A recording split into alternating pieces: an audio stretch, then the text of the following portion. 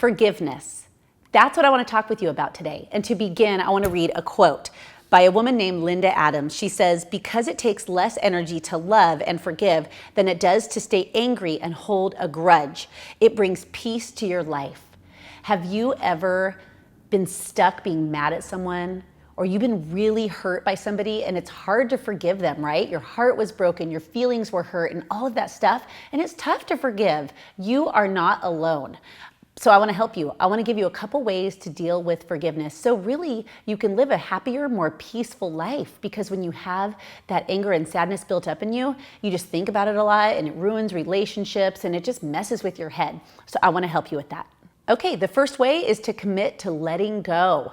Not gonna sing the song again. Gosh, I'm obsessed with that song, right? Everybody is. But just commit to letting go and just saying, you know what? I'm gonna let go of what has hurt me. The next way is to think about the pros and cons. So what I mean by that is when you are sad about something or you've been hurt and you're lingering on to that and you're not forgiving yet, how is it affecting your life? How is it affecting your health? How is it affecting you every day if you just hold on to that sadness and that madness, right? But if you were to forgive, think about the benefits. You just feel better about life. You're calmer, you're less stressed, and you're just a happier person. So look at the pros and cons. Number 3 is know that you have a choice. You get to control how you think and how you feel, but you can't control other people. And so if you can just learn to let it go and just forgive, that's so awesome. Then you're not giving power to somebody else. Number 4 is to empathize. When you're upset with someone or something has happened, put yourself in their shoes. Maybe they didn't mean to hurt you.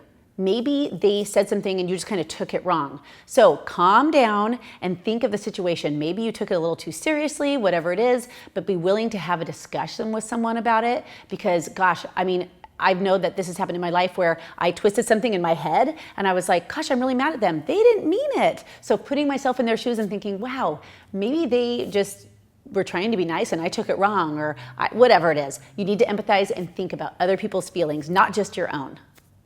All right, when something happened and you're having a little feud with somebody, you have to take some responsibility yourself because it does take two to tango. So if there is some, misunderstanding between two people, think about your participation in it. Think about maybe, you did do something wrong and that you have to, again, be willing to have that discussion with that person because holding on to anger and having that linger in your life, oh my goodness, it is no fun.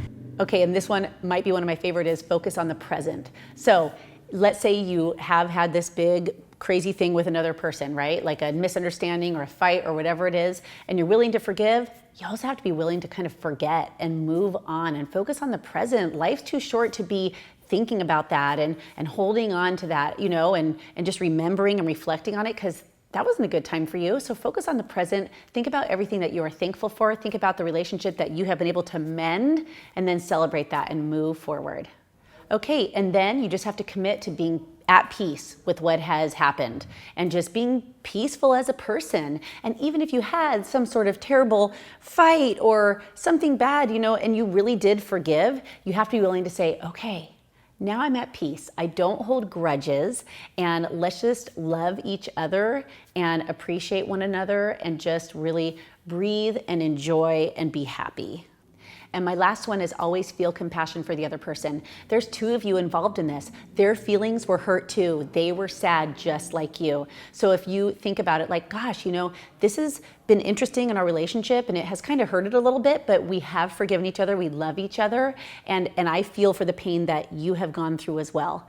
And so having that compassion really will help you be at more peace and just be happier and appreciate the fact that you were a strong person and that other person who is involved with you is strong as well, because it takes 2 of you to create that that discomfort and that argument or whatever happened, but it also takes 2 of you to have the forgiveness, to have that relationship be mended. So have compassion. It's not all about you, and just to really love each other. Life's too short and we are too precious of people to hold on to that. And what I always think is anger and sadness and all of that, it's just not good for our health. It's not good for our hearts. And I think it creates wrinkles too. And so I want you to be happy. Forgive, forget, move on, and love each other as best you can.